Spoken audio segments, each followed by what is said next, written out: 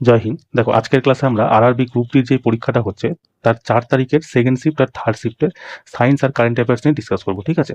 Second শিফটে যে কোশ্চেনগুলো আছে সেই কোশ্চেনগুলো আমি যেসব স্টুডেন্টস মানে পরীক্ষা হল থেকে বেরিয়ে বিভিন্ন হিন্দিভাষী চ্যানেলে নিজেদের রিভিউ দেয় তাদের বেসিসে কোশ্চেনটা তৈরি করেছি। কেমন? সেকেন্ড শিফটে যেটা আমি প্রথমে করবো, প্রথম 10-12টা কোশ্চেন আছে। থার্ড শিফটে যে কোশ্চেনগুলো আছে সেটা আমাদের যে মানে আমাদের একটা স্টুডেন্ট রাকেশ ভাই, সে হচ্ছে আমাকে দেখো পুরো টেলিগ্রামে 15খানা কোশ্চেন লিখে পাঠিয়েছে। ঠিক আছে? তো আজকে আমি যেই কোশ্চেনগুলো করাবো সেগুলো সব রাকেশেরই পাঠানো। ঠিক আছে? এখানে আমার শুধু সেকেন্ড শিফটের কোশ্চেন আছে, বাকি পুরো কোশ্চেনটা তোমাদের রাকেশের কোশ্চেন আছে। তো তোমরা কমেন্ট সেকশনে রাকেশকে একটা অবশ্যই থ্যাংক ইউ জানিয়ে দিও। ঠিক আছে? ক্লাসটা তুমি শুরু থেকে শেষ অবধি দেখো। দেখার পর যদি তোমার ভালো লাগে বা মনে হয় ঠিকঠাক আছে, তো মানে যদি কিছু শিখতে পারো তাহলে তুমি একটা কমেন্ট সেকশনে জয় হিন্দ লিখে দিও। কেমন? তো চলো শুরু করা যাক। দেখো, আজকে আমাদের প্রথম প্রশ্ন যেটা আছে, বলছে স্থির তাপমাত্রায় কোনো পরিবাহীর মধ্যে দিয়ে প্রবাহিত তড়িৎ প্রবাহ এবং বিভব পার্থক্যের সম্পর্ক কি? দেখো, ওহম নামের একজন বিজ্ঞানী ছিলেন। উনি বলেছিলেন কি, যদি সমস্ত ভৌতিক স্থিতি স্থির থাকে তবে কোনো চালক তারের মধ্যে দিয়ে মানে কোনো চালক তারের মধ্যে যে ভোল্টেজ থাকে সেটা সমানুপাতি হয় সেই চালক তারের মধ্যে দিয়ে প্রবাহিত হওয়া বিদ্যুৎ ধারার। কেমন? তার মানে কি, এখানে ভি কি হবে? সমানুপাতি হবে তোমার আয়ের। এই ধরো, এই ভি কে যদি আমার মানে এই সমানুপাতি চিহ্ন সরানোর জন্য আমাদের কি কি বলছে, একটা কনস্ট্যান্ট মান নিতে হয়। তো এখানে আমরা কনস্ট্যান্ট মান নিব কি, আর। আর আই যেরকম আছে সেরকম লিখে দিব। তাহলে ভি কি হলো? ভি সমান সমান আই আর, তাই না? এবার দেখো, এই ধরো আর কে আমি কনস্ট্যান্ট করে দিলাম, আর আর কে আমি করে দিলাম 2, কনস্ট্যান্ট মান। আমি যদি ভি কে 10 করে দিই তাহলে আই কে কত করতে হবে? আমাকে 5 করতে হবে, তবেই 10 আসবে।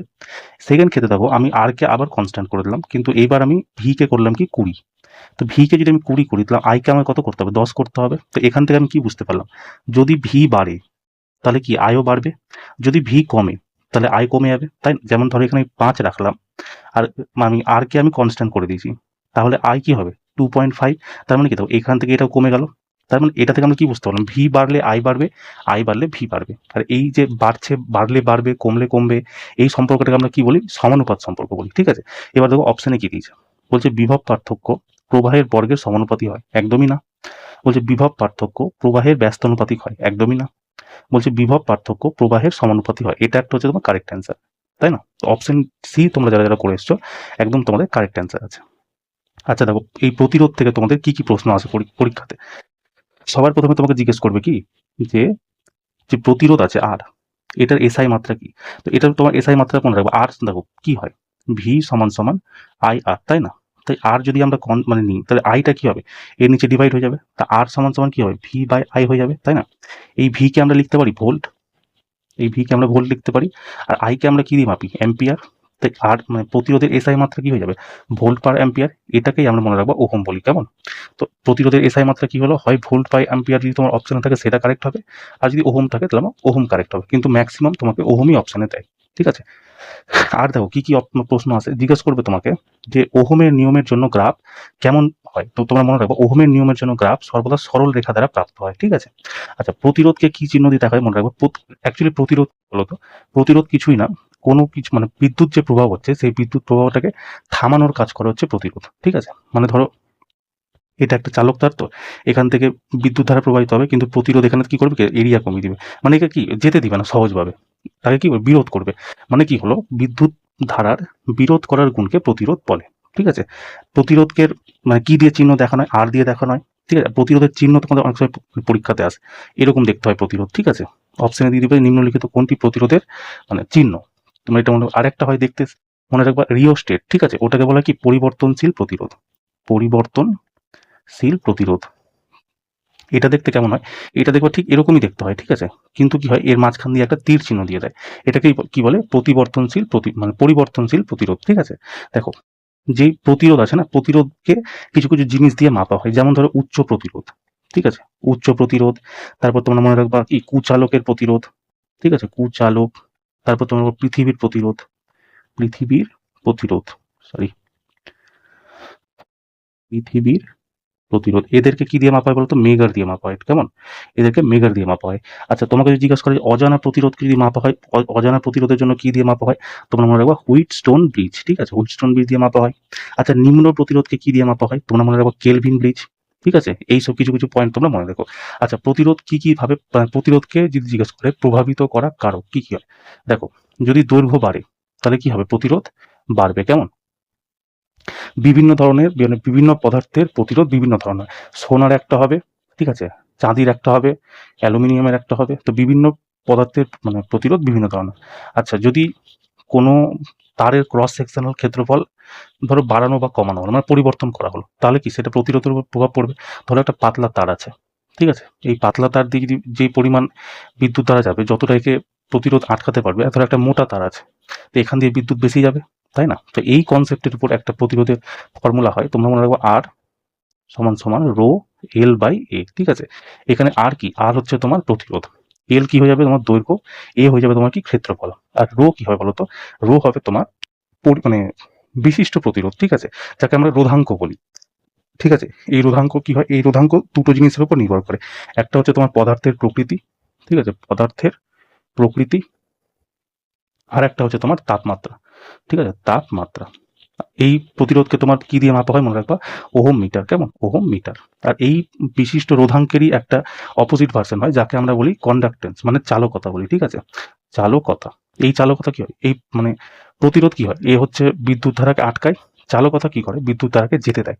এই জন্য এ হচ্ছে একদম কি বলবো প্রতিরোধের উল্টো। এই জন্য যেমন এটাকে কি বলি, ওহম বলি, বা এটাকে তাহলে উল্টে দিলে কি বলবো, মোহ, এম এইচ। যেমন যেমন ওহম কি এদিক দিয়ে হয়, যখন বিরোধ করে, যেহেতু চালকতা উল্টো, সেটা ওহমটাকে আমরা উল্টা করে লিখি, মোহ লিখি তখন, ঠিক আছে, মোহ লিখি, সাইমেন দিয়ে দেখায়, ঠিক আছে। এই কিছু কিছু পয়েন্ট তোমরা মনে রাখবো, কেমন। চলো নেক্সট কোশ্চেন দেখো, বলছে জিঙ্ক যখন কপার হাইড্রোক্সাইড বা কপার সালফেটের দ্রবণের সাথে অভিক্রিয়া করে তখন কি ঘটে। দেখো জিঙ্ক নিয়ে নিলাম আমি, ঠিক আছে, জিঙ্ক যখন কপার সালফেট CuSO4 এর সাথে যখন অভিক্রিয়া করবে তখন কি হবে। দেখো আমরা প্রত্যেকে রিঅ্যাক্টিভ সিরিজ পড়েছি, রিঅ্যাক্টিভ সিরিজে আমরা কি জানি, যে ধরো যখন নিচ থেকে উপরের দিকে যাবে তখন কি হবে, রিঅ্যাক্টিভ সিরিজের যে ধাতুগুলো আছে তাদের কি শক্তি বৃদ্ধি পাবে, আর যখন নিচের দিকে আসবে তখন কি হবে, তার শক্তিগুলো কমে যাবে, মানে কি উপরের দিকে গুলো বেশি পাওয়ারফুল আর নিচের দিকে গুলো কম পাওয়ারফুল। এবার এদের দুজনের মধ্যে মারামারি হয়, তাহলে কে জিতবে, আমার যে বেশি শক্তিশালী সে জিতবে, তাই না। এবার অভিক্রিয়াশীল তো সবার উপরে কি আছে বলো, সবার প্রথমে আছে পটাশিয়াম, তাই না, তারপর সোডিয়াম, তারপর ক্যালসিয়াম, তারপর ম্যাগনেসিয়াম, অ্যালুমিনিয়াম, কার্বন, জিঙ্ক, লোহা, lead, হাইড্রোজেন, কপার, চাঁদি, তারপর সোনা, তারপর প্ল্যাটিনাম। এটা আমরা জানি। এটাকে আমি তোমাকে মনে করার নিয়ম বলে দিয়েছিলাম, কিভাবে মনে রাখবা, कनका मांगे अलसीजिन फिर लेड है कॉपर सिल्वर सोना प्लैटिनम।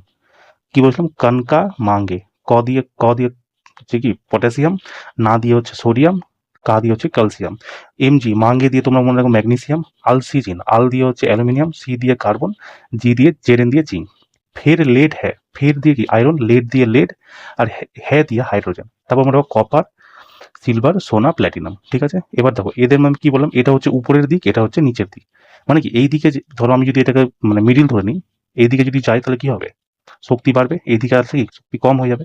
এবার দেখো জিঙ্ক কোথায় আছে, জিঙ্ক এখানে আছে, আর দেখো কপার কোথায় আছে, কপার আছে আমার এইখানে, তার মানে জিঙ্ক বেশি শক্তিশালী, তার মানে জিঙ্ক কি করবে, এই কপারকে ভাগিয়ে দিবে, ভাগিয়ে কি করবে SO4 কে নিজের দিকে টেনে নেবে।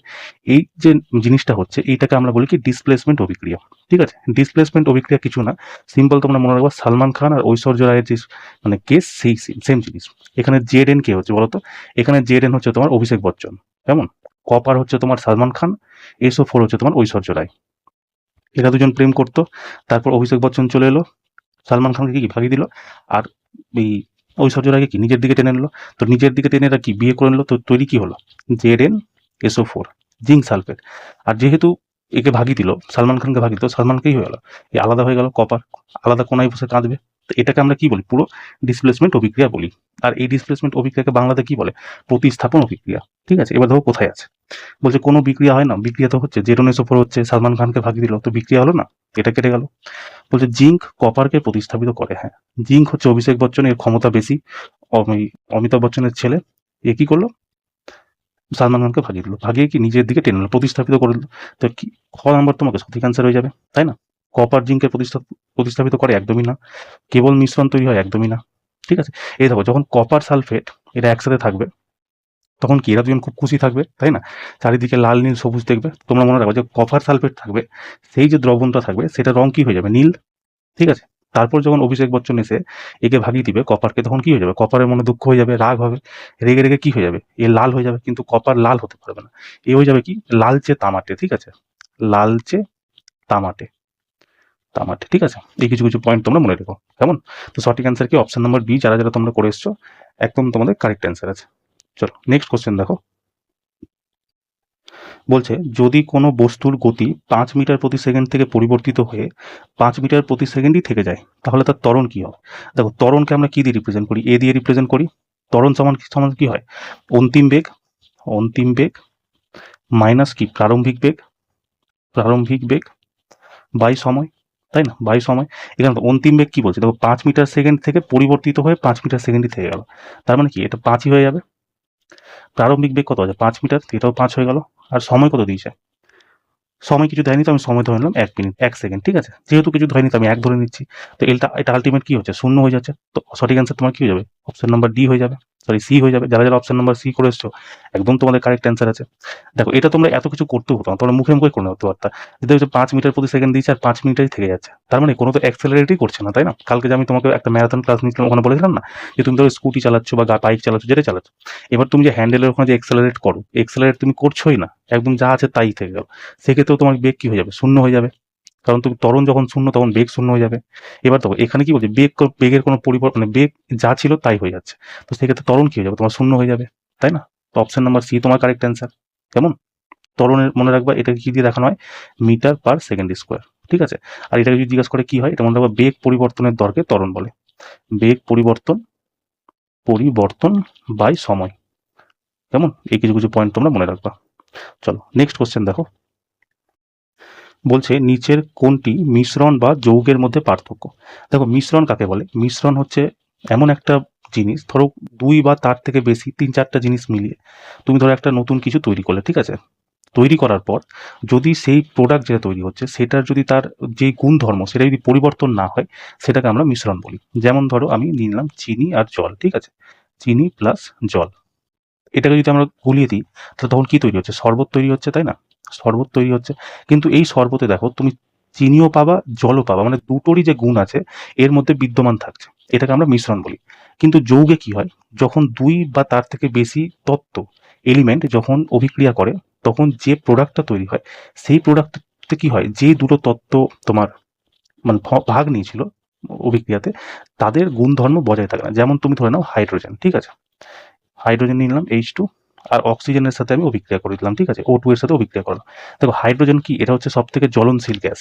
জ্বলনশীল গ্যাস ইন দ্য সেন্স এর হচ্ছে যদি তোমার জ্বলন মানে কত ক্ষমতায়, তোমার একবার 150 কিলো জুল হয়, 150 কিলো জুল পার গ্রাম, মানে 1 গ্রাম যদি তুমি হাইড্রোজেন গ্যাস পড়ো তাহলে তোমার 150 কিলো জুল তাপ নির্মাণ হবে, ঠিক আছে? আর অক্সিজেন কি হয়? অক্সিজেন কোনো আগুনকে আগুন ধরাতে সাহায্য করে। বিনা অক্সিজেনে তুমি আগুন ধরাতেই পারবে না। মানে কি দুটোই দেখো একদম জ্বলনশীল গ্যাস, কিন্তু যখন এই দুটো যখন যুক্ত হয়ে যাচ্ছে, যে প্রোডাক্ট তৈরি হচ্ছে সেটা কি তৈরি হচ্ছে? 2H2O, মানে কি জল তৈরি হচ্ছে। এবার এই জলের মধ্যে দেখো, জল কি তোমার, জলের মধ্যে কি কোনো আগুনের মতো ব্যাপার আছে? তাপ নির্মাণ হচ্ছে। জল উল্টা কি করে? আবার আগুনকে নেভাতে সাহায্য করে, তাই না? তার মানে কি এই যে তত্ত্ব বা এলিমেন্ট তৈরি হচ্ছে, এই তত্ত্ব এলিমেন্ট যখন কি হয় তৈরি হয়, তখন কি যে প্রোডাক্ট তৈরি করে সেটা কি হয়? যৌগিক হয়ে যায়, তাই না? জলকে আমরা কি বলি? যৌগিকই না বলি, কম্পাউন্ড বলি। তার মানে কি যখন যৌগ তৈরি হবে তখন সেই যৌগের মধ্যে যে তত্ত্ব আছে সেটা কি করবে? তার নিজের গুণধর্মই হারিয়ে ফেলবে, এটাকে আমরা যৌগ। এবার দেখো অপশনে কি বলছে? বলছে মিশ্রণে নতুন পদার্থ তৈরি হয়। দেখো মিশ্রণে নতুন পদার্থ তৈরি হয়, কিন্তু এটা পার্থক্য কোথায়? এরও তৈরি হচ্ছে, এরও তৈরি হচ্ছে, এটা পার্থক্য না তো, দুজনেরই তৈরি হচ্ছে। তার মানে কি এটা তোমার কেটে গেল। বলছে যৌগে উপাদানগুলো নিজেদের ধর্ম হারায় এবং মিশ্রণে হারায় না, একদম ঠিক। দেখো যৌগে যে যে নিজের ধর্ম আছে, হাইড্রোজেন অক্সিজেন নিজের দুজনেরই ধর্ম বাদ দিয়ে একদম উল্টো হয়ে গেল। কিন্তু মিশ্রণে কি হয়? দেখো চিনির যে ধর্ম মিষ্টি করা, শরবতে তুমি মিষ্টতা পাবা।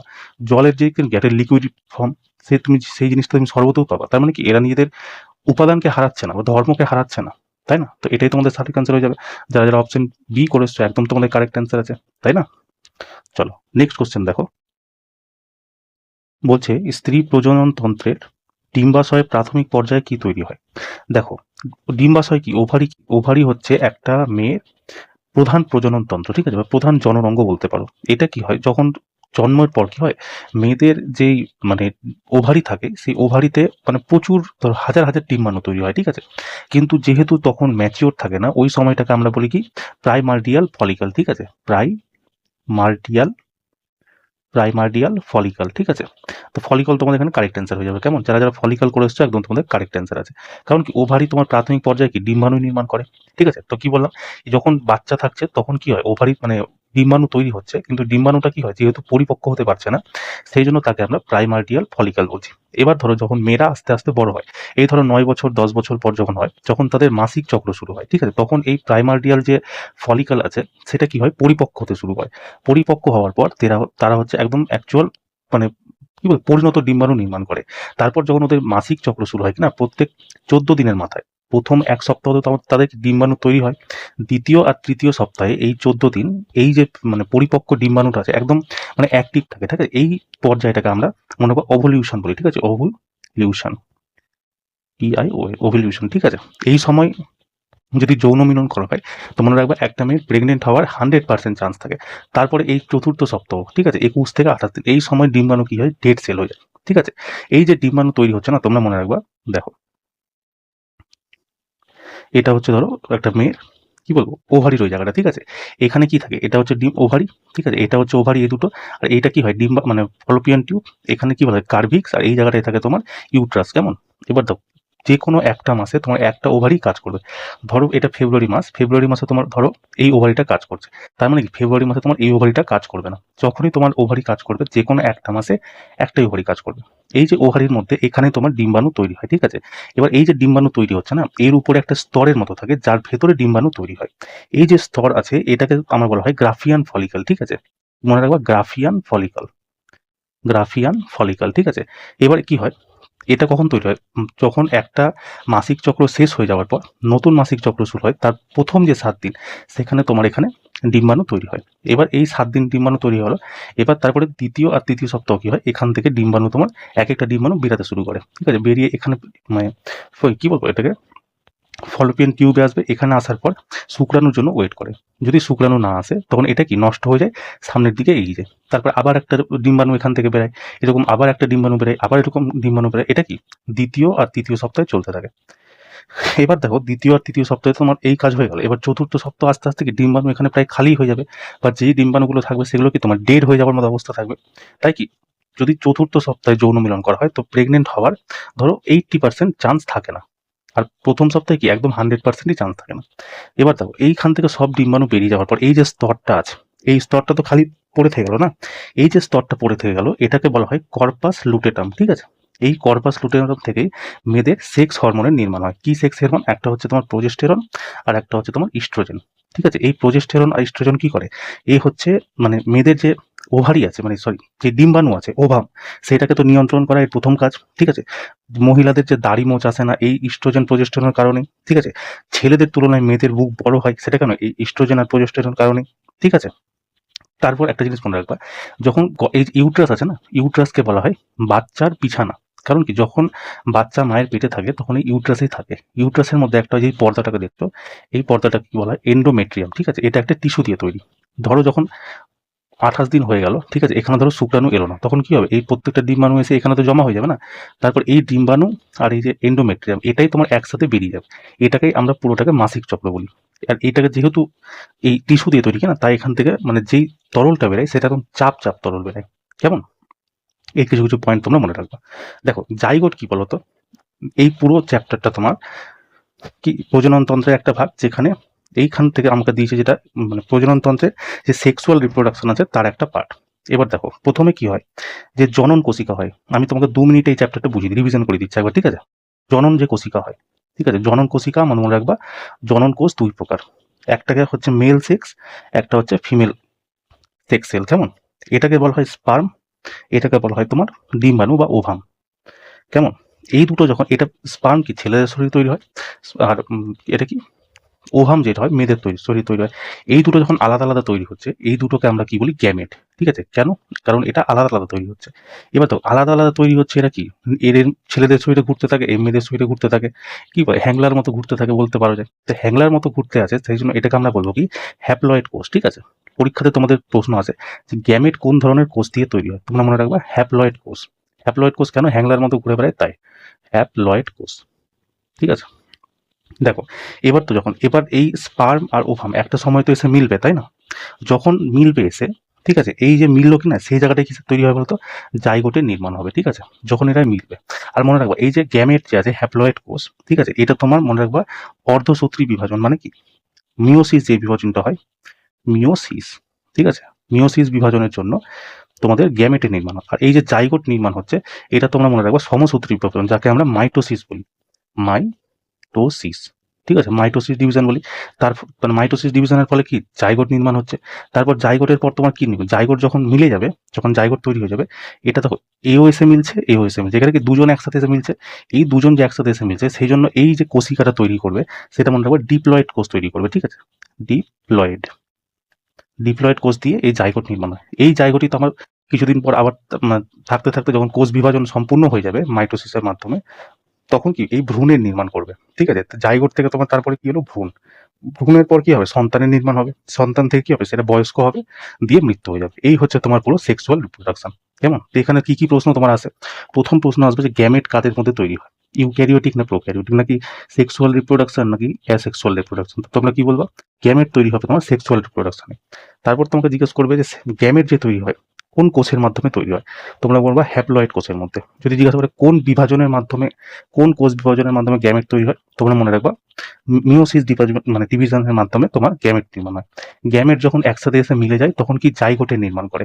এই জাইগোট কি হয়? ডিপ্লয়েড কোষ। আর যেটা মাইটোসিস ডিভিশনের মাধ্যমে ভ্রূণের নির্মাণ করে। ঠিক আছে? এই কিছু কিছু পয়েন্ট তোমরা মনে রেখো। চলো নেক্সট কোশ্চেন দেখো। বলছে প্রাকৃতিক উপায়ে কাদা বা পলিমাটি কিভাবে তৈরি হয়। দেখো, প্রাকৃতিক উপায়ে কিভাবে তৈরি হয়, ধরো ব্রহ্মপুত্র যে পাহাড় আছে না, ওখান থেকে ব্রহ্মপুত্র নদী যে আসছে, সেটা কি বিভিন্ন পাহাড় হয়ে টয়ে আসছে। এবার পাহাড় হয়ে যখন আসে, মানে পাহাড়ের মাঝখান দিয়ে আসে, ওর চার সাইডে তো পাহাড় থাকে, তাই না? এবার কি হয়, এখানে ওই পাহাড়ের মধ্যে কি রোদ হচ্ছে, বৃষ্টি পড়ছে, বায়ু প্রবাহ হচ্ছে, তো এখান থেকে ছোট ছোট কণ এগুলো কি হয়, ভাঙতে ভাঙতে না এই নদীর মধ্যে পড়ে যায়। এবার ওই নদী কি করে, এটাকে বয়ে নিয়ে আসছে, আসছে আসছে আসছে, এসে কোনো মোহনে, যেমন আমাদের যেমন বে অফ বেঙ্গলে কি এটা ফেলে দিচ্ছে পুরো জলটাকে। এবার যে কণাগুলো আসছে, এই কণাগুলো কি করছে, মানে আস্তে আস্তে গড়িয়ে আস্তে আস্তে ভাঙতে থাকছে, ভাঙতে ভাঙতে ভাঙতে একদম সূক্ষ্ম কণা হয়ে যাচ্ছে। কণা হয়ে কি এই মানে যেই কণাগুলো আছে সেগুলোকে নিচে থিতিয়ে যাচ্ছে। এবার এটা কি হচ্ছে, ধরো 100 বছর 200 বছর ধরে এই জিনিস সিস্টেম চলতেই আছে। এই চলতে চলতে এগুলো কি আস্তে আস্তে মানে কি বলবো, যেহেতু একদম সূক্ষ্ম কণা হয়ে গেছে, সব সূক্ষ্ম কণাগুলো একসাথে জমে কি হয়, কাদা আর পলিমাটির নির্মাণ হয়। যেই বে অফ বেঙ্গলের সাইডে যেই পলিমাটি আছে, কাদামাটি, সেগুলো কি এভাবেই তৈরি হয়েছে। এবার এই জিনিসটা দেখো কোন অপশনে আছে। বলছে রাসায়নিক কারখানার মাধ্যমে তৈরি হয়, একদমই না। বলছে বৃষ্টির জল শুকিয়ে গেলে হয়, একদমই না। কেবল ভূমিকম্পের ফলে হয়, একদমই না। তার সঠিক আনসার তোমার কি যাবে? শৈলস্তরের ঘনীভবন এবং অবক্ষেপণের মাধ্যমে। এই শৈলস্তরের ঘনীভবন কিভাবে হচ্ছে? ওই যে বললাম, রোদ, বৃষ্টি, ঝড়, বায়ু প্রবাহ, ওইসবের জন্য। অবক্ষেপণ মানে কি, যে নিচে থিতিয়ে যাচ্ছে, এই জিনিসটাকে অবক্ষেপণ বলে বিজ্ঞানের ভাষায়। ঠিক আছে? এটাই আর কি। তো যারা যারা তোমরা অপশন বি করে এসছো, একদম তোমাদের কারেক্ট অ্যান্সার আছে। কেমন? চলো নেক্সট কোশ্চেন দেখো। বলছে পৃথিবীর পৃষ্ঠে মহাকর্ষীয় ত্বরণের সঠিক গাণিতিক সূত্রটি কি। দেখো, পৃথিবী মহাকর্ষীয় ত্বরণের মান তিনটা জিনিসের উপর নির্ভর করে। একটা তো হচ্ছে তোমার মহাকর্ষীয় ধ্রুবক জি, একটা তোমার নির্ভর করে পৃথিবীর আণবিক ভর মানে মাস, আর একটা হচ্ছে পৃথিবীর ব্যাসার্ধ। এই তিনটা রিলেশন কিভাবে তৈরি করে, জি সমান সমান জিএম বাই আর স্কোয়ার। ঠিক আছে? এবার দেখো এটা তোমার কোন অপশনে আছে। প্রথমটা দেখো, জি সমান সমান জিএম আর, এটা একদম হবে না। জি সমান সমান জিএম বাই আর, এটাও হবে না। জি সমান সমান জিএম বাই আর স্কোয়ার, একদম তোমাদের কারেক্ট অ্যান্সার। যারা যারা তোমরা অপশন সি করে এসছো, একদম তোমাদের সঠিক আছে, তাই না? দেখো জি এর মান কত হয়, এটা হচ্ছে 9.8 মিটার পার সেকেন্ড স্কোয়ার। জি এর মান কি, যেহেতু বাড়তে কমতে থাকে, তার মানে কি জি এর মান কোথাও পজিটিভ হবে, কোথাও নেগেটিভ হবে। কোথায় পজিটিভ হবে, জি এর মান সব থেকে বেশি পজিটিভ হবে ধ্রুবের মধ্যে, আর সব থেকে কম কোথায় হবে, বিষুব রেখাতে জি এর মান মানে কমে যাবে। মানে কি, পৃথিবী পৃষ্ঠ থেকে যদি তুমি উপরের দিকে যাও, তাহলে তোমার জি এর মান কমবে। পৃথিবী পৃষ্ঠ থেকে তুমি নিচের দিকে আসো, তাহলে তোমার জি এর মান কমবে। আর যদি পৃথিবীর একদম কেন্দ্রে চলে আসো, জি এর মান তোমার শূন্য হয়ে যাবে। কেমন? দেখো, বড় জি কি, এটাকে মহাকর্ষীয় ধ্রুবক বলে। এটার খোঁজ কে করেছিল? Henry Cavendish. ঠিক আছে? মহাকর্ষীয় ধ্রুবকের মান কত হয়? 6.67 into 10 to the power 10⁻11 newton metre square বার বাই কেজি স্কোয়ার। ঠিক আছে, এই কিছু কিছু পয়েন্ট তোমরা মনে রেখো, কেমন? চলো নেক্সট কোশ্চেন দেখো, যেটা তোমাদের পরীক্ষাতে এসেছিল।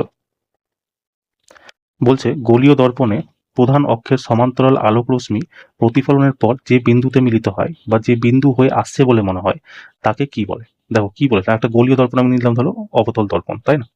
এখানে আমি কি বলেছিলাম যে অবতল দর্পণে এটা হচ্ছে পোল, এটা হচ্ছে তোমার ফোকাস, এটা হচ্ছে তোমার সেন্টার অফ কার্ভেচার, আর শেষটাকে আমরা ধরে নিই ইনফানাইট। আমি বলেছিলাম কোনো প্রতিবিম্ব তৈরি করার জন্য মিনিমাম দুটো আলোক কিরণ লাগবেই। ঠিক আছে, একটা আলোক কিরণ কি হয়, এই যে এটা কি বলে প্রিন্সিপাল অ্যাক্সিস বলে এটাকে, এই লাইনটাকে। এই লাইনের সমান্তরাল যদি আনা হয়, প্রথম আলোক রশ্মিকে আমি ধরে নিচ্ছি, ঠিক আছে, এই লাইনের সমান্তরাল আনা হয় মানে প্রিন্সিপাল অ্যাক্সিসের, সেটা কি প্রতিফলিত হয়ে যাওয়ার পর ফোকাস হয়ে পার হয়, এটা ফোকাস হয়ে পার হয়। দ্বিতীয় লাইনকে মানে দ্বিতীয় আলোক কিরণকে যদি পোল হয়ে নিয়ে যাওয়া যায়, তো যে অ্যাঙ্গেল হয়ে যাবে সেই অ্যাঙ্গেল হয়েই পার হবে, তাই না? এই দুটো জিনিস আমি তোমাকে ডেলি বলি। আমি তোমাকে মনে রাখবা, যারা নতুন আছো, পুরনো যারা আছে তারা তো জানোই, উত্তল দর্পণ আর অবতল দর্পণ, প্রজননতন্ত্র, উত্তল লেন্স, অবতল লেন্স, এই ছখানা মানে 5টা টপিক আমি তোমাকে পড়িয়ে দিচ্ছি। ঠিক আছে, তুমি আমার প্লে লিস্টে যাবা, ওখানে তোমার ফিজিক্স বলে একটা প্লে লিস্ট বানানো আছে, ওখানে তুমি দর্পণ আর লেন্স পেয়ে যাবা। আর বায়োলজি বলে একটা প্লে লিস্ট বানানো আছে, ওখানে তুমি প্রজননতন্ত্র পেয়ে যাবা। ওই দুটো চ্যাপ্টার তোমরা পড়ে যাও, এই মানে দুটো তিনটা টপিক থেকে যদি কোনো প্রশ্ন আসে সেটা তোমার একদম ছুটবে না। ঠিক আছে, আমি এগুলো সব তোমাকে ওখানে বলেছি, কোথায় প্রতিবিম্ব রাখলে মানে বস্তু রাখলে কোথায় প্রতিবিম্ব তৈরি হবে, প্রতিবিম্ব সাইজ কেমন হবে, কেন বাস্তবিক হবে, কেন কাল্পনিক হবে, সব বলা আছে, তোমরা দেখে নিও, তোমাদের আর কোনো কোশ্চেন ভুল হবে। ঠিক আছে, তাহলে এটা সঠিক অ্যান্সার কি বলেছে, যে যদি প্রধান অক্ষের সমান্তরাল হয়েছে, 1 নম্বরকে আমি প্রধান অক্ষের সমান্তরাল নিয়ে এসেছি, কি হয়ে পার হয়েছে, ফোকাস হয়ে পার হয়েছে, তার মানে সঠিক অ্যান্সার কি হয়ে যাবে তোমার অপশন নাম্বার বি তোমার সঠিক অ্যান্সার হয়ে যাবে। ঠিক আছে, যারা যারা অপশন বি করে এসছো একদম তোমাদের কারেক্ট অ্যান্সার আছে। চলো নেক্সট কোশ্চেন দেখো। বলছে একটি দ্রবণে দ্রাবকের পরিমাণ স্থির রেখে যদি দ্রাবের পরিমাণ বাড়ানো হয় তবে দ্রবণের ঘনত্বের উপর কি প্রভাব পড়বে? দেখো একটা আছে চিনি, ঠিক আছে, একটা চিনি আর একটা আছে জল, কেমন? এই দুটো মিলে কি শরবত তৈরি হয়। এখানে চিনি কি বলতো, এটা হচ্ছে চিনি তোমার হচ্ছে একটা দ্রাব, ঠিক আছে, এটা হচ্ছে দ্রাব, জল হচ্ছে কি তোমার দ্রাবক। আর এই তো দুটো যখন মিলবে তখন কিসের নির্মাণ করবে, এটা মিলে করবে দ্রবণ। ঠিক আছে, দ্রবণ যেমন তুমি বলতে পারো শরবতকে তুমি দ্রবণ বলতে পারো, ঠিক আছে, শরবত। এবার দেখো কি বলছে, একটি দ্রবণে দ্রাবকের পরিমাণ স্থির রেখে মানে জলকে তুমি কনস্ট্যান্ট করে দিয়েছো, বলছে রেখে দ্রাবের পরিমাণ বাড়ানো হয়। প্রথমে ধরো এখানে ধরো 1 লিটার জল আছে, 500 গ্রাম চিনি আছে, ঠিক আছে, এবার এটা 1 লিটারই জল আছে, এবার তুমি চিনির পরিমাণ করে দিলে কি 1 কেজি, আবার 1 লিটারই জল আছে চিনির পরিমাণ করে দিলে কি 2 কেজি, আবার 1 লিটারই জল আছে তুমি এখানে চিনির পরিমাণ করে দিলে 3 কেজি। তাহলে তুমি যে দ্রবণটা তৈরি করো সেটা কি সেরা হয়ে যাবে, মানে মিষ্টি রসের যে সেরা। তো সেরা কি হয়, এই যে দ্রবণ যেটা জল যে প্রথমে থাকবে তার থেকে ঘন হয় না, চ্যাটচ্যাটা টাইপের হয়, মিষ্টি রস তো তোমরা দেখেছো কেমন হয়, চ্যাটচ্যাটা টাইপের হয়, কেন হয়, ওর ঘনত্ব বেড়ে যায়, তাই না? এবার দেখো অপশানে কি আছে, বলছে ঘনত্ব কমে যাবে, একদমই না, ঘনত্ব একই থাকবে, তাই মনে হয় তোমার কি মনে হয় ঘনত্ব এক থাকবে? একদমই থাকবে না, বলছে ঘনত্ব বেড়ে যাবে, একদম তোমাদের কারেক্ট অ্যান্সার। যারা তোমরা ঘনত্ব বেড়ে যাবে করে এসছো তোমাদের একদম কারেক্ট আছে। ঠিক আছে, চলো এইটা হচ্ছে আমাদের সেকেন্ড শিফটের কোশ্চেন। ঠিক আছে, এই 9টাই কোশ্চেন আমি পেয়েছি। এবার দেখো, এবার আমরা যে কোশ্চেনগুলো করবো এটা হচ্ছে আমাদের রাকেশ ভাই পাঠিয়েছে। তো রাকেশ ভাইকে কিন্তু তোমরা অবশ্যই কমেন্ট সেকশনে একটা থ্যাংক ইউ বলে দিও। ঠিক আছে, বেচারা তোমাদের জন্য ভাবো 15টা কোশ্চেন তোমাদের জন্য মনে রেখেছে ওই, আর সেটা আমাকে লিখে লিখে পাঠিয়েছে, তাই না? তো তোমরা কিন্তু অবশ্যই ওকে থ্যাংক ইউ বলো, কেমন? তো চলো শুরু করা যাক। এবার আমরা করব 4 তারিখের থার্ড শিফট, কেমন? চলো। বলছে 2025 সালে ভারত থেকে কোন রোগ নির্মূল করা হয়েছে বলে ঘোষণা করা হয়েছে। দেখো এটা সঠিক অ্যান্সার তোমার কালাজ্বর। ঠিক আছে, কালাজ্বর যারা যারা করে এসছো একদম তোমাদের কারেক্ট অ্যান্সার আছে। কালাজ্বর কেন, দেখো কালাজ্বর হচ্ছে কি 2025 সালের শুরুতে ভারত সরকার আনুষ্ঠানিকভাবে মুক্ত হওয়ার কথা ঘোষণা করে দিয়েছে, মানে এটা অলরেডি ঘোষণা হয়ে গেছে, কালাজ্বর হয়ে গেছে। কিন্তু দেখো টিবি কি, টিবি তোমার 2025 সালের মধ্যে নির্মূলের লক্ষ্যমাত্রা ছিল, কিন্তু এটা কি এখনো সম্পূর্ণ হয়নি বলে এই জন্য এটা ভুল। ম্যালেরিয়া, দেখো ম্যালেরিয়ার কথা হচ্ছে 2030 পর্যন্ত এটাকে শেষ করার কথা ভাবছে, তার মানে কি ম্যালেরিয়াও তোমার অ্যান্সার হবে না। ফাইলেরিয়া কি, ফাইলেরিয়ার এখনো সেই নির্মূলের এখনো কাজ এখনো মানে প্রক্রিয়াধীন চলছে, এখনো কিছুই হয়নি, সেই জন্য কি এটাও তোমার কারেক্ট অ্যান্সার হবে না। কালাজ্বর যারা যারা করে এসছে একদম তোমাদের কারেক্ট অ্যান্সার আছে। ঠিক আছে, চলো নেক্সট কোশ্চেন দেখো। বলছে 2024 সালের আইসিসি সেরা ওয়ানডে খেলোয়াড় হিসাবে কে নির্বাচিত হয়েছে। এটা তোমরা প্রত্যেকে করে এসছো, তাই না? বিরাট কোহলি কতবার হয়েছে, টোটাল 4বার হয়েছে। আর ইনি হচ্ছে প্রথম প্লেয়ার যিনি 4বার ICC one day player of the event এর খেতাব জিতেছে। ঠিক আছে, এটা তোমরা মনে রাখো, এটাও তোমরা প্রত্যেকে করে এসছো, টেনশনই নাই, তাই না? চলো নেক্সট কোশ্চেন দেখো। বলছে সম্মিলিত জাতিপুঞ্জ বা ইউএনও কবে প্রতিষ্ঠিত হয়। দেখো এটা তোমার প্রতিষ্ঠিত হয়েছিল 24শে অক্টোবর 1945 সালে, তাই না? দেখো এটা কি হয়েছিল, এই দিনটাকে কি জাতিপুঞ্জ দিবস হিসাবে পালন করা হয়, আর এর সদর দপ্তর কোথায়? নিউ ইয়র্কে এটা সদর দপ্তর, তাই না? আর দেখো 24শে অক্টোবর 2039 কেন ফুল? কারণ এটাতে কি হয়েছে, জাতিপুঞ্জের প্রথম সাধারণ সভা বসেছিল। 15ই আগস্ট কি, এটা তো আমাদের ভারতের স্বাধীনতা দিবসের দিন, আর কি জাপানের আত্মসমর্পণের দিন, তাই না? এই কিছু কিছু পয়েন্ট তোমরা মনে রেখো। তো সঠিক অ্যান্সার কি, যারা যারা অপশন নাম্বার সি করে এসছো একদম তোমাদের কারেক্ট আছে। কেমন? চলো নেক্সট কোশ্চেন দেখো, যেটা তোমাদের পরীক্ষাতে এসেছিল। বলছে 2025 সালে ডায়মন্ড লিগ ফাইনালে জ্যাভলিন থ্রোতে কে বিজয় লাভ করে? দেখো এটা বিজয় লাভ করেছিল কি, নীরজ চোপড়া, ঠিক আছে। আর এই হারিয়েছিল কাকে জানো? আরশাদ নাদিমকে হারিয়েছিল। এই আরশাদ নাদিমই হচ্ছে তোমার কি অলিম্পিকে স্বর্ণপদক জিতেছিল। আর এই যে এইটা মনে রাখবা, যে ভারত থেকে ডায়মন্ড লিগ জেতা প্রথম অ্যাথলিট হচ্ছে তোমার নীরজ চোপড়া। কেমন? দেখো অ্যান্ডার পিটারসন কি ছিল বলতো, এই মানে এই ডায়মন্ড লিগে এই হচ্ছে তৃতীয় স্থান অধিকার করেছে। প্রথম কে? নীরজ চোপড়া, ঠিক আছে। ফার্স্ট হচ্ছে নীরজ চোপড়া, সেকেন্ড হচ্ছে তোমার কি আরশাদ নাদিম, আর থার্ড হচ্ছে কি অ্যান্ডার পিটারসন। কেমন? এই কিছু কিছু পয়েন্ট তোমরা মনে রেখো। কেমন? এই কারণ সেকেন্ড আর থার্ড তোমাকে না 9 তারিখের পরীক্ষা তো আসতে পারে, কারণ এরকম ধরনের প্রশ্ন আসছে আর কি, ফার্স্ট সেকেন্ড থার্ড জিজ্ঞেস করছে, তাই না? চলো নেক্সট কোশ্চেন দেখো। বলছে 2025 সালের প্রেক্ষাপটে বিহার বিধানসভায় কোন দল বর্তমানে সব থেকে বেশি আসন লাভ করেছে? দেখো এটাও একটা তোমাদের পাড়ার মতো প্রশ্ন এসেছিল, তাই না? কে পেয়েছে? বিজেপি পেয়েছে সব থেকে বেশি। দেখো বিহার বিধানসভায় টোটাল মোট আসন সংখ্যা কত বলো? 243টা। আর বর্তমানে বিহারে কে কে রাজ্য চালাচ্ছে? বিজেপি আর জেডিইউ মিলে মানে গঠবন্ধন করে এরা রাজ্য চালাচ্ছে, ঠিক আছে। এদের দুটোকে একসাথে বলে এনডিএ সরকার। এনডিএ সরকার। কেমন? দেখো এখানে জেডিইউর তোমার মানে যে মেন লোক কে বলতো? এই হচ্ছে নীতিশ কুমার। আর নীতিশ কুমার তোমরা মনে রাখবা, নীতিশ কুমার হচ্ছে বর্তমানে বিহারের মুখ্যমন্ত্রী, ঠিক আছে। আর যেটি কার দল বলতো? এটা হচ্ছে লালু প্রসাদ যাদবের দল, ঠিক আছে। কিন্তু এখন তারা কি বিরোধী দলে আছে, এটাই আর কি। কংগ্রেস তো এটা তো বিহারে তো ছেড়েই দাও আর কি। চলো নেক্সট কোশ্চেন দেখো, যেটা তোমাদের পরীক্ষাতে এসেছিল। বলছে 2025 সালে ভারতের জাতীয় পর্যটন দিবস কবে পালিত হয়েছে? দেখো এটাও একটা রিপিটেড প্রশ্ন, তাই না? তোমরা যারা যারা পুরনো ক্লাস করে হবা তারা দেখবা এই ক্লাসটা আমি তোমাদের করেছিলাম। পর্যটন দিবস মানে যখন বিভিন্ন বলেছিলাম না তোমাদের, এখন বিভিন্ন দিবস থেকেও প্রশ্ন আসছে, তখন এই কোশ্চেনটা এসেছিল, আমি তোমাকে বলেছিলাম, তাই না? তো দেখলা এখন পর্যন্ত দেখো কটা, তিনটা, যে আমি 6টা কোশ্চেন করলাম তার মধ্যে 3টা কোশ্চেন তোমরা পারার মতো কোশ্চেন। দেখো প্রথম কোশ্চেন যেটা বিরাট কোহলি এসেছিল সেটা তোমরা প্রত্যেকে পারবা। বিহার বিধানসভা অলরেডি রিপিট হওয়া প্রশ্ন। এই যে পর্যটন দিবস এটাও রিপিট হওয়া প্রশ্ন। দেখো এরপরও দু একটা কোশ্চেন আছে যেগুলো রিপিট হওয়া প্রশ্ন, তাই না? তোমরা যদি পুরোনো ক্লাস যারা আমার শুরু থেকে ক্লাস দেখছো তাদের কাছে এই কোশ্চেনগুলো তোমরা করে আসতে পারবা, তাই না? এমন না যে তোমরা ছেড়ে আসার কোশ্চেন, এগুলো হচ্ছে করে আসার কোশ্চেন, তাই না? চলো দেখো কি বলছে। পর্যটন দিবস কবে পালিত হয়েছিল? এটা হয়েছিল কবে? 25শে জানুয়ারি, তাই না? 12ই জানুয়ারি কি হয়? এটা হচ্ছে তোমাদের স্বাধীন এই বিবেকানন্দের জন্মদিন, মানে জাতীয় যুব দিবস হিসেবে পালন করা হয়। 27শে সেপ্টেম্বর কি? এটা হচ্ছে বিশ্ব পর্যটন দিবস।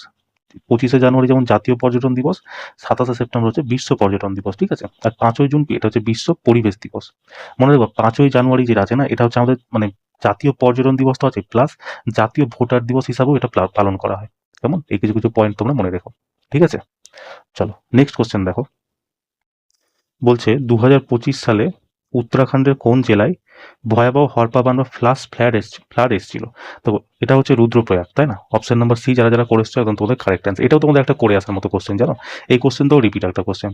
তোমরা যারা আমার পুরোনো অ্যানালাইসিস দেখে হবা তাদের হয়তো মানে এই কোশ্চেনটা তোমরা করে হবা, ঠিক আছে। কারণ আমার মনে আছে আমি কোশ্চেনটা করেছি হরপাবানের কথা। এটা হয় না, বলেছিলাম আমি তোমাকে, যে ক্লাউড ব্লাস্ট যে হয়েছিল, ক্লাউড ব্লাস্টের কারণে এই মানে বন্যাটা হয়েছিল, হঠাৎ করে চলে এসেছিল, আর বেশ চর্চাতেও এসেছিল। তো যারা যারা তোমরা ক্লাস করেছো তারা তোমরা প্রত্যেকে জানবা। আচ্ছা যাদের 9 তারিখ আর 10 তারিখে পরীক্ষা আছে না, তাদের জন্য আমি একটা প্ল্যান করে রেখেছি। এখন বলছি না, ক্লাসটা শেষ হয়ে যাক তবে বলছি। যদি তোমরা মানে তোমরা সহমত হও তো আমাকে জানিও, আর যদি তোমাদের মনে হয় যে না দরকার নেই, তো সেটাও তুমি আমাকে জানাতে পারো। কেমন? তো এটা সঠিক অ্যান্সার কি? অপশন নাম্বার সি রুদ্রপ্রয়াগ যারা করে এসছো একদম তোমাদের কারেক্ট অ্যান্সার আছে। চলো নেক্সট কোশ্চেন দেখো। বলছে জিও পেমেন্ট ব্যাংক মানে 2025 সালের জুন মাসে জিও পেমেন্ট ব্যাংক কোন বড় কোম্পানির সাথে তাদের ব্যবসায়িক চুক্তি স্বাক্ষর করেছে? তো এটা সঠিক অ্যান্সার হচ্ছে রিলায়েন্স রিলে। জিও তো নিজেরই রিলায়েন্সের না, তো এই আবার কার সাথে চুক্তি করবে? এটাও একটা সঠিক, এটাও যদি তোমরা একটু বুদ্ধি লাগাতে হয়তো করে আসতে পারতা, তাই না? তো রিলায়েন্স রিটেল যারা যারা করেছে তোমাদের কারেক্ট অ্যান্সার আছে, ঠিক আছে। দেখো গুগল কি বলতো, গুগল হচ্ছে জিওর আগের বিনিয়োগ সম্পর্ক, কিন্তু এখন পেমেন্ট ব্যাংকের চুক্তি কার সাথে হয়েছে? রিলায়েন্স রিটেলের সাথে হয়েছে। টাটা স্টিল কি? এটা হচ্ছে তোমাদের ইস্পাত তৈরি করার একটা কোম্পানি। ইনফোসিস কি? এটা যে সফটওয়্যার তৈরি করে, তাই না?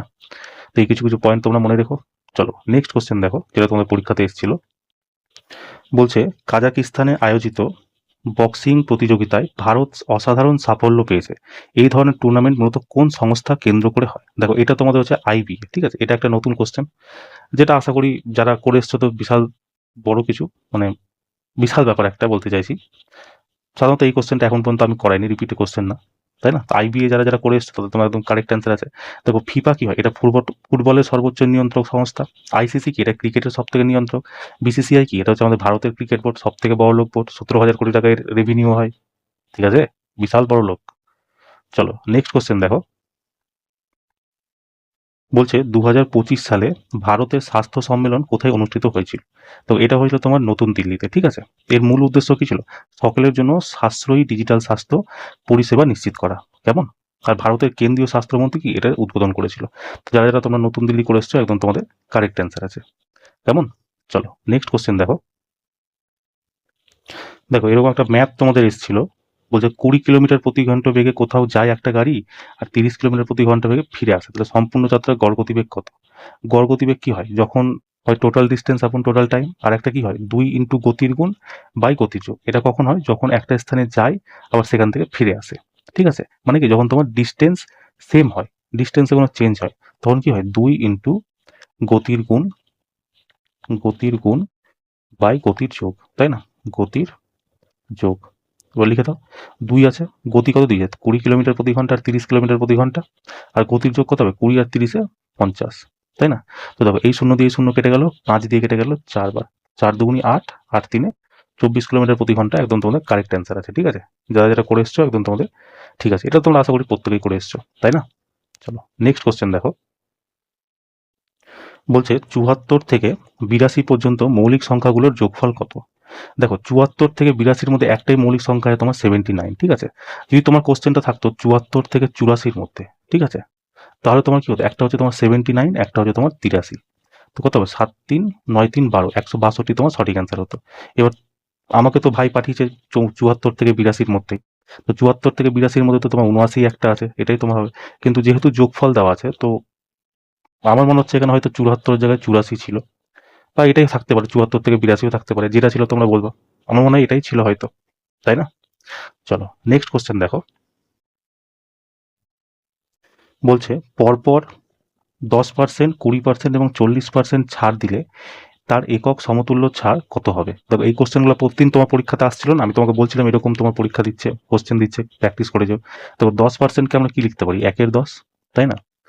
20%কে আমরা কি লিখতে পারি? 4/5। আর 40%কে আমরা কি লিখতে পারি? 2/5। এটা ফ্র্যাকশনে কি করে ফ্র্যাকশনে ভাঙতে হয় জানো তো? 10% আছে ধরো, পার্সেন্টেজ উঠিয়ে নিচে 100 চলে আসবে, তো এই শূন্য শূন্য কেটে গেলো, তো কত হলো? 1/10।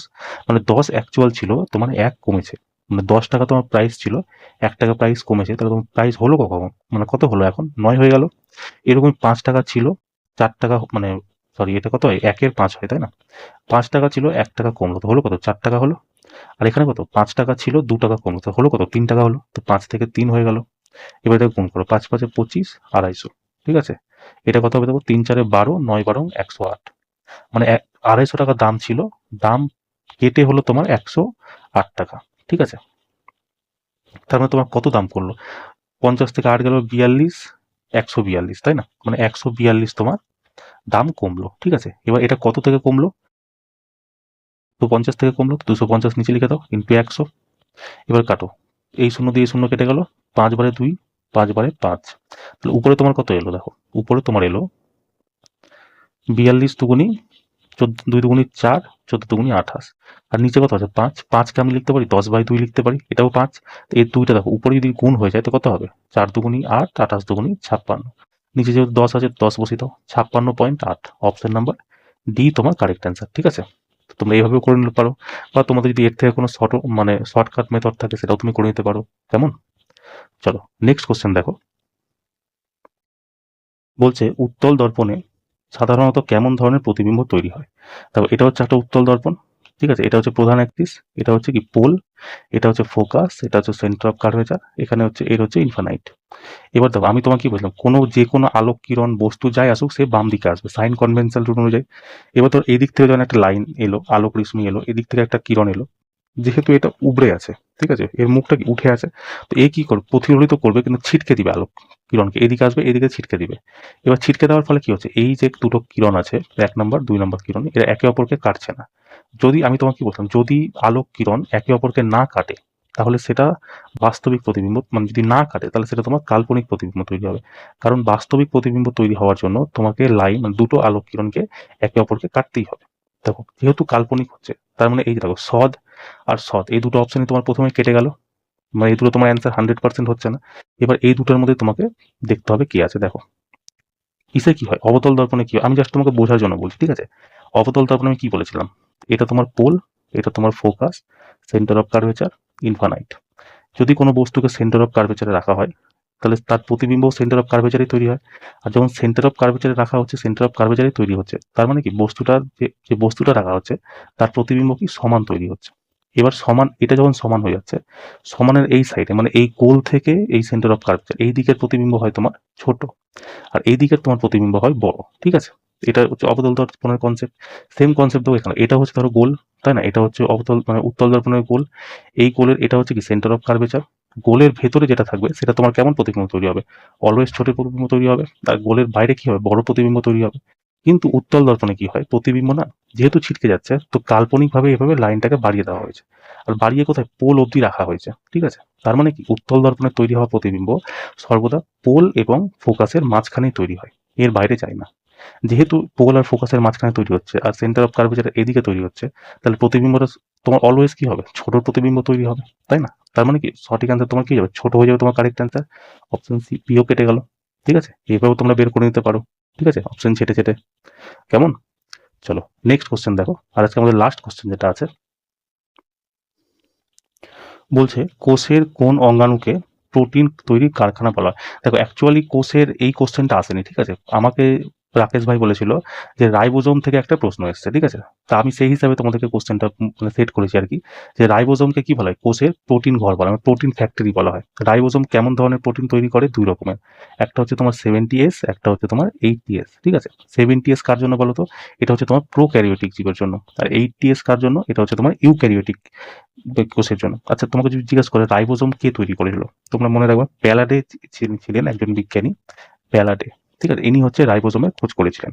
আর মনে রাখবা এটা হচ্ছে কি সব থেকে ছোট কোষ অঙ্গ, শরীরের সব থেকে ছোট কোষ অঙ্গ কি, রাইবোজোম, ঠিক আছে। এর প্রধান কাজ কি, এ হচ্ছে প্রধান কাজ প্রোটিন নির্মাণ করা, কেমন, এই জন্য একে প্রোটিন ফ্যাক্টরিও বলা হয়, ঠিক আছে। এই কিছু কিছু পয়েন্ট তোমরা মনে রাখবা। দেখো মাইটোকন্ড্রিয়া কি বলতো, মাইটোকন্ড্রিয়াকে কোষের শক্তিঘর, পাওয়ার হাউস অফ সেল বলা হয়, ঠিক আছে। কেন বলা হয়, কারণ এ হচ্ছে 38 এটিপি নির্মাণ করে, 38 এটিপি নির্মাণ করে প্লাস 1 গ্রাম গ্লুকোজও নির্মাণ করে, ঠিক আছে। 1 গ্রাম গ্লুকোজ যদি বলে টোটাল কত এনার্জি তৈরি করে, তো মনে রাখবো এটা হচ্ছে 4.2 ক্যালোরি, ঠিক আছে। আর রাইবোজোম মানে মাইটোকন্ড্রিয়া তৈরি করে। আচ্ছা মাইটোকন্ড্রিয়ার মধ্যে তোমরা মনে রাখবো অক্সি শ্বসন হয়, ঠিক আছে, অক্সি শ্বসন শ্বসন, ঠিক আছে, অক্সি শ্বসন হয়। আর এর মধ্যে মনে রাখবো ক্রেবস চক্রও চলে, ক্রেবস চক্রও চলে।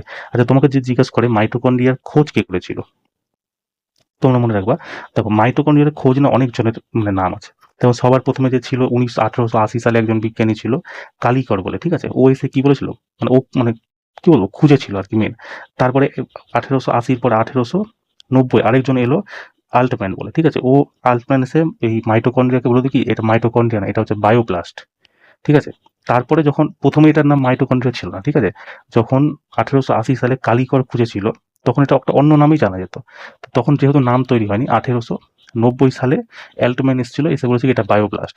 তারপর আবার শেষমেশ তো এখানেও এদের সন্তুষ্টি হয়নি, 1898 সালে, ঠিক আছে। তখন সি বেন্ডা বলে একজন বিজ্ঞানী এসেছিল, তখন এই এসে বললো কি এইসব বায়োপ্লাস্ট কিছু চলবে না, সোজাসুজি নাম হবে মাইটোকন্ড্রিয়া, শর্ট ফর্ম মাইটো, কেমন। আর এটা কেমন হয় মনে রাখবা, এটা হচ্ছে গোলাকার একটা হয়, ঠিক আছে, গোলাকার হয়, কেমন। আর এর মধ্যে কি ডবল মেমব্রেন পাওয়া যায় মাইটোকন্ড্রিয়ার চারপাশে। আর মাইটোকন্ড্রিয়া তো বললাম পাওয়ার হাউস অফ সেল বলা হয়, ঠিক আছে। এই কিছু কিছু পয়েন্ট তোমরা মনে রাখো। লাইসোসোম, আচ্ছা লাইসোসোম কি বলতো, এটা কেবলমাত্র তোমার প্রাণী কোষে পাওয়া যায়, জন্তু কোষে পাওয়া যায় না, ঠিক আছে। এটা তোমার প্রাণী কোষে পাওয়া যায়, জন্তু কোষে পাওয়া যায়। রাইবোসোমও তোমার প্রাণী কোষ আর জন্তু কোষ দুটোতেই পাওয়া যায়, কিন্তু প্রাণী কোষ আর উদ্ভিদ কোষ দুটোতেই পাওয়া যায়। কিন্তু লাইসোসোম কি কেবলমাত্র তোমার প্রাণী কোষেই পাওয়া যায়, উদ্ভিদ কোষে পাওয়া যায় না, ঠিক আছে। আর এটার খোঁজ যদি তোমরা মনে রাখো কি বলেছিল, ডে ডুবে, ঠিক আছে, ডে ডুবে, ডুবে না ডুবে, DUVE, অ্যাকচুয়ালি ব্যাপারটা এটা কি হয় বলতো, এটা হচ্ছে একটা জল অপঘটক এনজাইম, ঠিক আছে, জল অপঘটক। আর এটাকে তোমরা বলতে পারো যে কোষের যে বর্জ্য পদার্থ আছে সেটার মানে কি বলে সংগ্রহ করা, সেটাকে শরীরের মানে বিভিন্ন বর্জ্য পদার্থ যেসব রিলেটেড থাকবে কিনা লাইসোসোম অ্যান্সার করে আসবা, সোজাসুজি মনে রাখবা। যে তুমি কোশ্চেনে দেখে যাবে হ্যাঁ বর্জ্য পদার্থ দিয়েছে, কোষ অঙ্গ দিয়েছে, ওর মধ্যে মাইটোকন্ড্রিয়া ফাইটোকন্ড্রিয়া আছে, তুমি সোজাসুজি লাইসোসোম মেরে আসবা। দুটো কোশ্চেনই তোমাকে জিজ্ঞেস করে যে সুইসাইড সেল অফ ব্যাগ কাকে বলা হয়, সুইসাইড ব্যাগ অফ সেল কাকে বলা হয়, লাইসোসোম। আর একবার যদি বর্জ্য পদার্থ কিছু রিলেটেড থাকে সেক্ষেত্রেও লাইসোসোম করে আসবে। কেমন? নিউক্লিয়াস কি হয়, এটা হয় ব্রেন অফ সেল বলা হয়, ব্রেন অফ সেল। মানে এই হচ্ছে বাড়ির হর্তাকর্তা, মানে যেমন আমাদের বাড়ির মেন কে বাবা, সেই হচ্ছে সবাইকে চালাচ্ছে, আমাকে, আমার মাকে, আমার ভাই বোন থাকলে তাকে, গোটা বাড়িকে মেনটেন করছে, তাই না? এই হচ্ছে নিউক্লিয়াস, হচ্ছে সেই জিনিসটা, একে ব্রেন অফ সেল বলা হয়, কারণ কি এই সমস্ত কোষ অঙ্গকে নিয়ন্ত্রণ করে। কেমন? এই কিছু কিছু পয়েন্ট তোমরা মনে রাখবা। তো চলো, এই ছিল আজকে আমাদের ক্লাস। ঠিক আছে, ক্লাসটা কেমন লাগলো তোমরা আমাকে অবশ্যই জানিও। কোথাও যদি কোনো রকম সমস্যা হয় সেটাও বলতে পারো। আর তোমরাও না ভাই, যদি সম্ভব হয় তোমার যদি একটা কোশ্চেনও মনে থাকে, সেই কোশ্চেনটা তুমি আমাকে লিখে পাঠিও, কেমন? তাহলে আমি তোমাদের এরকম ভাবে করিয়ে দেবো। এতে কি হবে, তোমার যাদের নেক্সট শিফটে পরীক্ষা আছে তাদেরও ভালো হবে, প্লাস এই কোশ্চেনগুলো থেকে তুমি এটা বুঝতে পারবো যে তোমাদের এখন কোন টপিক মানে রিলেটেড চলছে। কারণ এখন তো নেক্সট তোমাদের অনেকগুলো পরীক্ষা আছে না রেলের, তো সেই হিসাবে তোমাদেরও প্রিপারেশন হয়ে যাবে। আমি দেখো কখনো তোমাদেরকে একটা কোশ্চেন বলে সেটার কোশ্চেনের বলি না, আমি তোমাকে সবটার একদম ডিটেল রিভিশন করি দিই, যাতে তুমি কি দেখো রিভিশন মানে কি তুমি ডেলি শুনতে থাকবা কি না, তোমার এমনি মনে থেকে যাবে। ঠিক আছে, ওই জন্য আমি তোমাকে দেখো, আমি মাইটোকন্ড্রিয়া এমন জানি যে আজকে নতুন বলছি, পাওয়ার হাউস অফ সেল মাইটোকন্ড্রিয়াকে বলে, এটা তোমার প্রত্যেকে জানি। সুইসাইড সেল অফ মানে suicide bag of cell lysosome call প্রত্যেকে জানি, কিন্তু আমি তোমাদেরকে এই জন্যই বলি যে তোমরা অ্যাটলিস্ট শুনতে তোমাদের মাথায় কেটে যায়, কখন কোন কোশ্চেন ক্লিক হয়ে যাবে কে জানতে গেল, তাই না? এই জন্য আমি তোমাদেরকে বলে দিই। ওই জন্য তোমরা যদি সম্ভব হয়, তোমাদের যদি একটা কোশ্চেনও মনে থাকে, তোমাদের পরীক্ষা দেওয়ার পর আমার যে টেলিগ্রাম চ্যানেল আছে সেটার লিঙ্ক আমি আমার কমেন্ট সেকশনে পিন করে দিব, সেখানে তোমরা পরীক্ষা দিয়ে এসে আমাকে কোশ্চেন পাঠাতে পারো, কেমন? আর যাদের 9 আর 10 তারিখে পরীক্ষা আছে, দেখো তোমাদের কাছে দুটো জিনিস আছে। এক তো হচ্ছে তুমি আমার যে পুরোনো অ্যানালাইসিসগুলো আছে সেই অ্যানালাইসিসগুলো তুমি দেখে যেতে পারো, ঠিক আছে? যদি তোমার বলে যে না স্যার ওখানে অনেকগুলো ভিডিও হয়ে গেছে, অতগুলো ভিডিও দেখা সম্ভব হবে না, তাহলে আমি কি করব, ওখানকার ওই যতগুলো কোশ্চেন এখন পর্যন্ত আমার পরীক্ষাতে এসছে সেখানকারই একদিন সায়েন্স নিয়ে নেবো আর একদিন নিয়ে নেবো কারেন্ট অ্যাফেয়ার্স, ঠিক আছে? সায়েন্সের আমরা সেই কোশ্চেনগুলো করবো, যতগুলো কোশ্চেন আছে ওখানে সেখান থেকে একদম যেই কোশ্চেনগুলো ম্যাক্সিমাম রিপিট হয়েছে, ধরো একটা কোশ্চেন আছে সেই কোশ্চেনটা 10 বার রিপিট হয়ে যায়, তো আমি তো তোমাকে 10 বার সেম কোশ্চেন করাবো না, তাই না? আমি তোমাকে ওই রকমই ধরো যে কোশ্চেনগুলো রিপিট হয়েছে, যেগুলো ইম্পর্টেন্ট কোশ্চেন, যে টপিকগুলো ইম্পর্টেন্ট, সেটা নিয়ে একটা বড় দেখে একটা লম্বা চড়া ভিডিও বানিয়ে দেবো, ম্যারাথন বলতে পারো, ঠিক আছে? একদিন সায়েন্সের নিয়ে নেবো, একদিন কারেন্ট অ্যাফেয়ার্সের নেবো। এতে কি হবে, তোমাদের অতগুলো ভিডিও দেখতে হবে না, একটা ভিডিওতেই তোমার পুরো মানে যতগুলো কোশ্চেন এসে প্রায় 90% কোশ্চেন তোমার সলভ হয়ে যাবে, ঠিক আছে? সেটা করতে পারো। আর যদি তোমাদের মনে হয় যে না তোমরা ওই পার্টিকুলারলি মানে এক এক মানে ভিডিও দেখে নিবে, তো তোমরা সেটাও করতে পারো, তাতেও কোনো অসুবিধা নেই, ঠিক আছে? যেভাবে তোমরা পারো সেভাবে করতে পারো, ঠিক আছে? তো চলো, এই ছিল আজকের ক্লাসটা কেমন লাগলো তোমরা আমাকে অবশ্যই জানিও, কেমন? চলো দেখা হচ্ছে নেক্সট ক্লাসে। জয় হিন্দ।